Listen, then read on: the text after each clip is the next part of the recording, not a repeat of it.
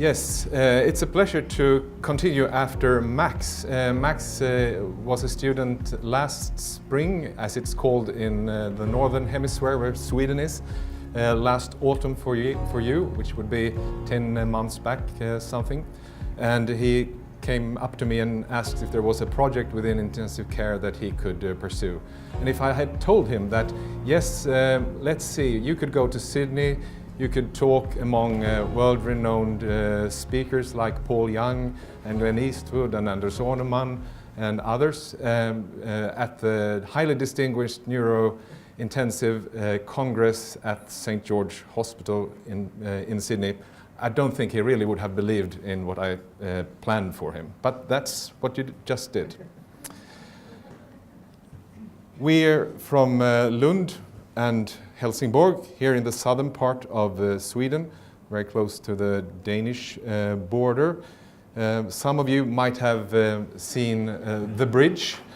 The bridge is typically a political decision to build a bridge where it is as widest between Denmark and Sweden.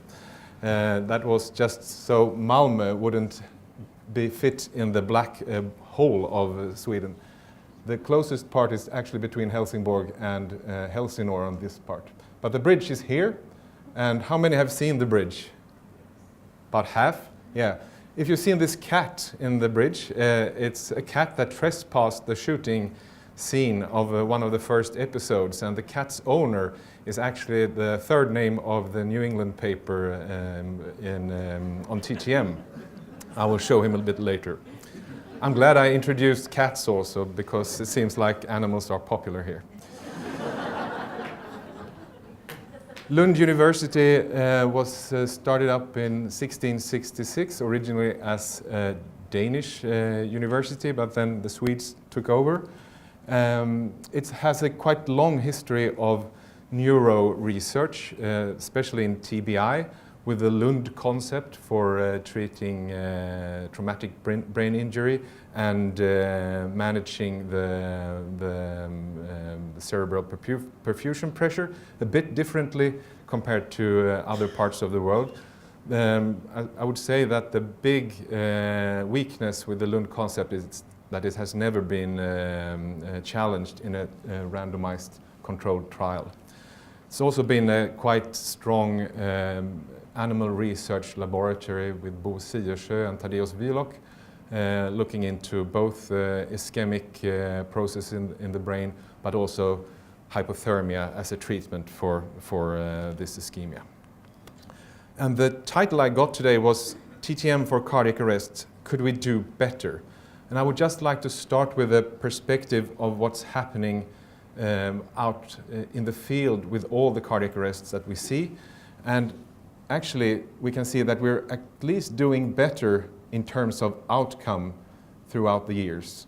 These are data from the Swedish Cardiac Arrest Registry, where we for many years had about 5% survival all over, and it has increased during the last 10 to 15 years to up to 11%. This still sounds very, very low, but I have to remind you that these are numbers that are calculated from all patients where an attempt to perform a cardiac arrest is started, and then leaving hospital afterwards. So this is survivors after 1 month. So if you look at the patients that actually arrive in the hospital with a return of spontaneous circulation, the survival rates are about 30 to 50%, so much better. But as you know, areas like Seattle in the United States, they present 20% instead of 11%, so we still have a doubling to do in Sweden. The same is also relevant in Denmark, and they actually separated the shockable rhythms from the non-shockable rhythms, and you can see that the big increase in survival is in the shockable rhythm group. But the same history in Denmark, and it's been presented from other areas of the world as well. And why do we have these signs of improvement in the full scale of cardiac arrest? And I think most of the information, or most of the reasons for the improved outcome are the pre-hospital factors. More bystander CPR, more AEDs out in the field, and better and more focused pre-hospital care within the ambulance and emergency services. But we also have an increased focus on what's done in the hospital with an improved coronary care, better intensive care after cardiac arrest, and maybe also after the arrest. Some areas have started to look into rehabilitation. Cardiac arrest, a little bit a group that's been neglected in that sense. If you have a stroke, you have a very obvious sign of something being wrong, and you get rehabilitation after your hospital period. But for cardiac arrest patients, they've often been, if they are alive, they are up and walking, and they don't get rehabilitation, which I think they need in many cases. So that is a growing area. But if you look at this graph, you can see that if you survive, your chance to survive with what we call a good outcome is large. So more than 90% are having a CPC score of 1 or 2, which are independent persons, persons that can lead a daily life without help from others. They might have mild or moderate cognitive deficits anyway, but they're still independent. And if you look further down the line, compared to 1 month, if you look 6 months after, even fewer are in the severely disabled state. But anyway, we know if we have ischemia, this is an animal experiment, if we have ischemia and then look at the histopathology on day 1, day 2, and day 3, we can see that the histological picture is disintegrating. So we have obvious signs of something happening. And we can also look at it in an electrophysiological way with highly malignant patterns that we can detect after cardiac arrest, indicating the severity of brain injury that the patients have. And this is also true for biomarkers of brain injury, this being neuron-specific enolase, where you can see the patients with a good outcome have very low signals, but the patients with a poor outcome, they increase their brain injury biomarkers day after day from the cardiac arrest. We can also look and assess this using different outcome measures. What we look at as clinicians, try to evaluate the patient, what the patient reports, and what the relatives reports about the outcome after cardiac arrest. And also we can look at how the patients can manage different kinds of tasks to have an objective measure of their neurological performance after the cardiac arrest. If we look at it on a cellular level, we'll have cell damage that will increase due to different mechanisms that add up on top of each other, and when they reach a certain threshold, the cell will die instead of repair and survive. And that's a multifactorial cause of brain damage that we see in global ischemia and also focal ischemia. And what can we really do to prevent that? As Max indicated, there have been many drugs tested in stroke. There have been drugs tested in global ischemia for cardiac arrest. None of them have worked.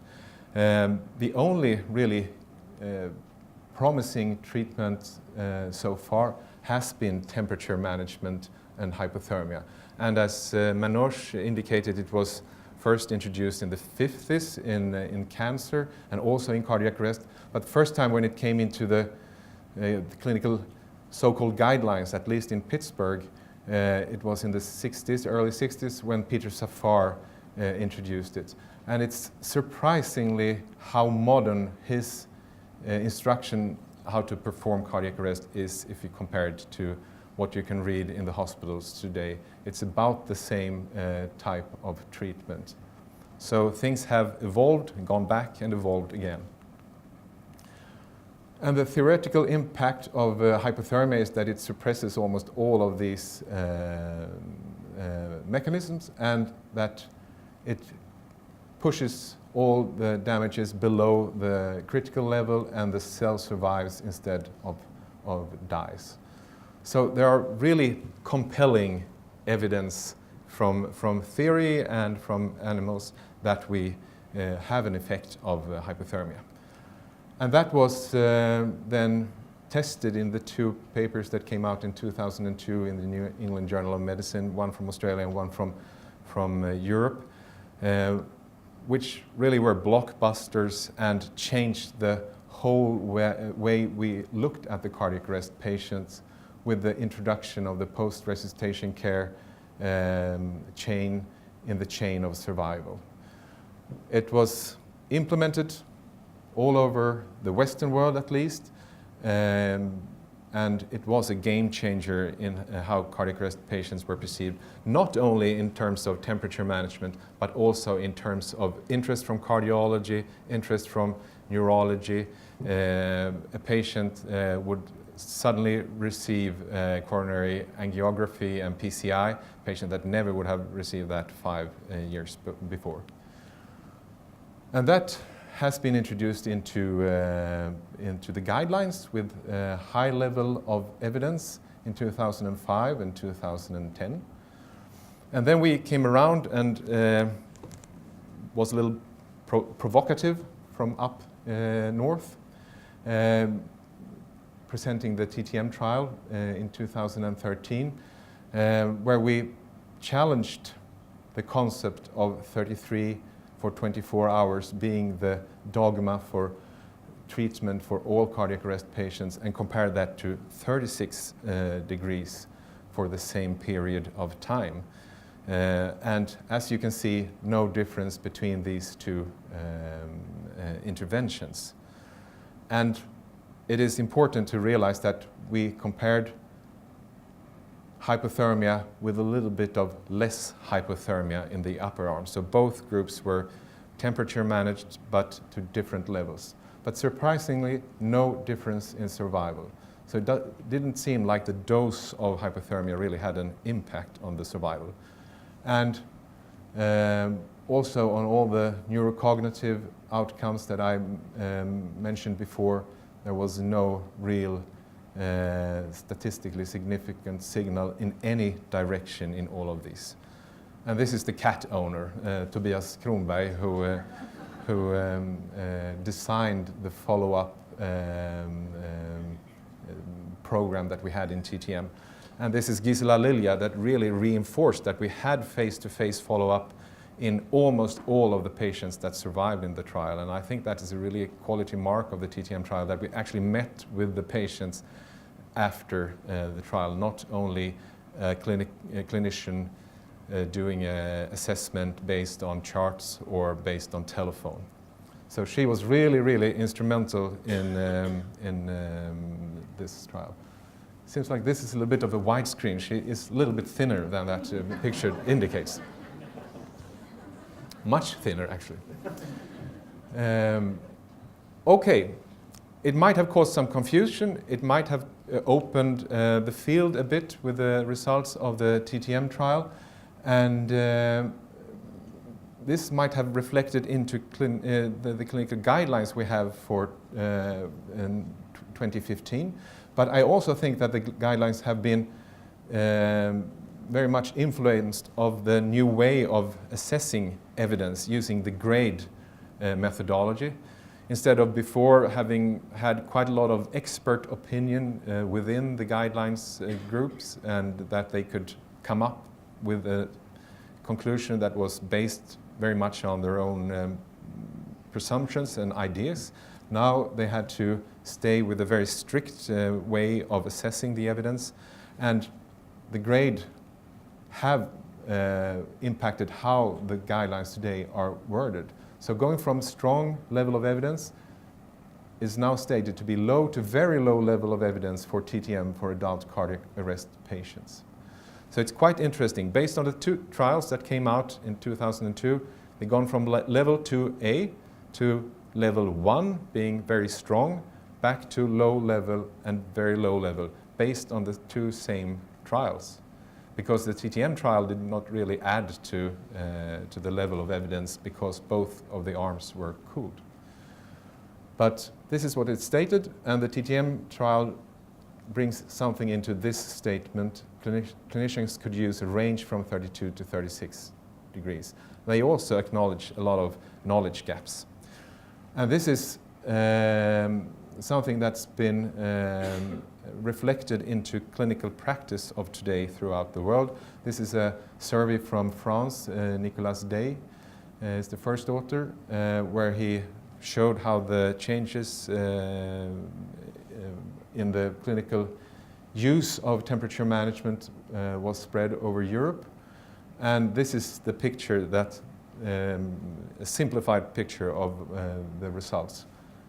Many staying on 33 degrees or lower. Many have shifted to 36 degrees. Many do nothing or have either not started or abolished the programs with temperature management, and some use temperatures in between. So we have conflicting evidence when it comes to what's done in the clinic. And just a little parenthesis, I would just like to go through what we have simultaneously seen in animal data using the same methodology as Max outlined before. And these are the maxes of global ischemia. Which one of these would you rely most on? That is Gustav and that is Hilmer. Yeah, you can look at the picture here. The study quality for global ischemia and hypothermia is a little bit better than for TBI and ischemia, but still the median score is 4 out of 8 possible, and only one trial have fulfilled all the quality criteria for being a really reliable animal model according to the Camrades methodology. And if you break it up a bit, you can see that sample size was reported in 6% of the papers, sample size and power calculations. And the quality has improved over time, which is really nice. But most of the papers that we rely our practice on, they're based in, or they were done in this period.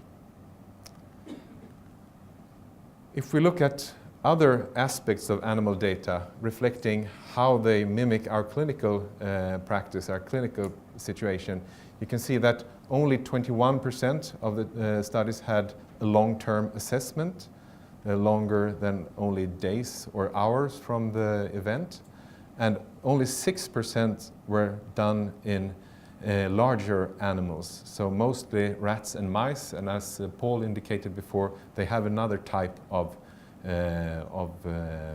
regulation of the body temperature. Only one study used comorbid animals, and we know that we have comorbid patients all the time in our units.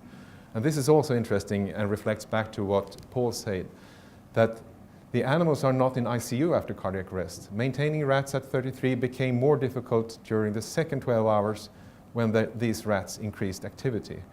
And also the other thing, that they cannot control their temperature to what we would say normal or fever. So they have had to heat the animals to be normal. So it's really artificial heating compared to cooling that's done in many of the animal research.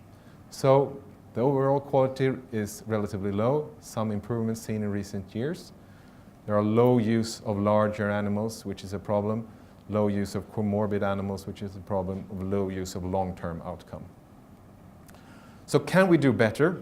I think we should acknowledge that we do not have all the answers, and we should go back and reassess preclinical studies and try to improve the translation from bench to bedside.